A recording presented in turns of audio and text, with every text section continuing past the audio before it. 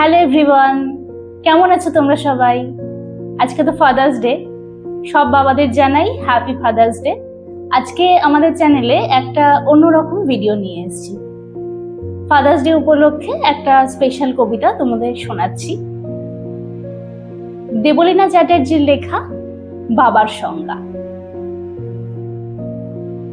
তোমার কাছে তোমার বাবা হয়তো রাজার রাজা। আমার বাবা খুব সাধারণ, রোজ খেটে খাওয়া প্রজা। তোমার জন্য তোমার বাবা চাঁদ পেরে দিতে পারে। আমার বাবা তো হতদরিদ্র, খালি হাতে ঘরে ফেরে। তোমাদের বাবা খুব ফিটফাট, গায়ে স্যুট, হাতে ঘড়ি। আমার বাবাটা ভীষণ অগোছালো, মুখ ভরা পাকা দাঁত। তোমার হাতে নুন পোড়া ডালও বাবা খায় চেটে পাটি। আমি তো দারুণ রান্না করি, তবু বাবা বলে মোটামুটি।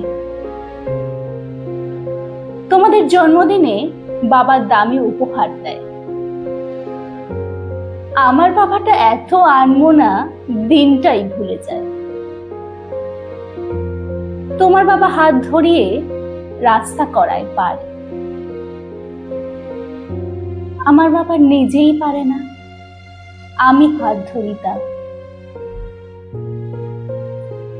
তোমাদের বাবা তোমাদের হাতে খরচের টাকা দেয়। আমি টিউশনি করে মাসোহারা পেলে বাবার ওষুধ কিনতে হয়। তোমার বাবা রাখতেই পারে তোমায় ভীষণ সুখে। আমার বাবাও চেষ্টা করে আগলে রাখতে বুকে। হতে পারে তুমি রাজকন্যা, আমি হয়তো বা দাসী, তবু দিন শেষে আমি আমার বাবাকে ততটাই ভালোবাসি।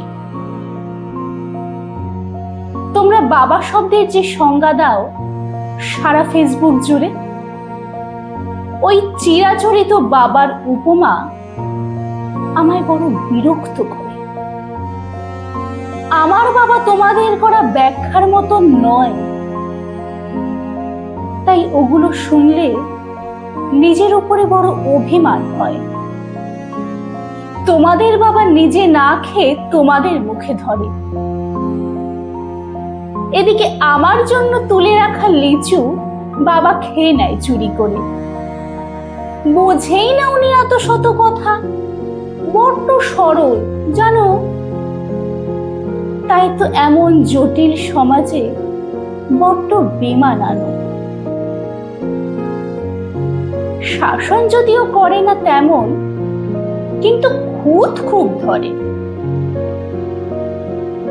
অথচ বন্ধু মহলে আমার পেছনে আমারই তারিফ করে। আমি নিজেও ওনাকে বকাঝকা করি ভুল করলে আকস্মাৎ। আবার কেউ ওনার দিকে আঙুল তুললে ভাঙতে পারি সে হাত। বাবা পরীক্ষার আগে সংশয়ে বলে, পাশ করবি তো বল। রেজাল্ট বেরোলে ভালো ফল হলে তার দু চোখেই জল।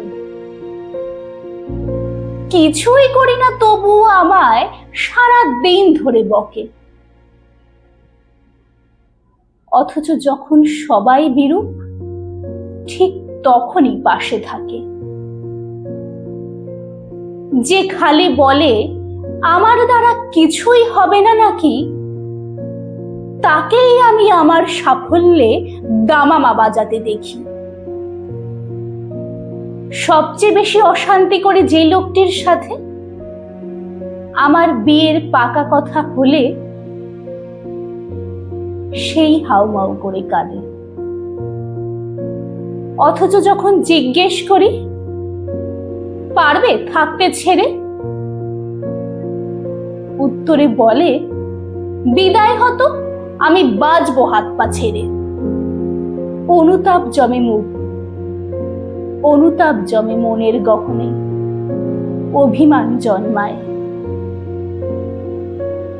সময়ের সাথে যদিও সে বরফ গলে যায়, এই পৃথিবীতে সময়ের সাথে কত পরিচয় হয়। হিসেব করে দেখেছি কেউই বাবার মতন নয়।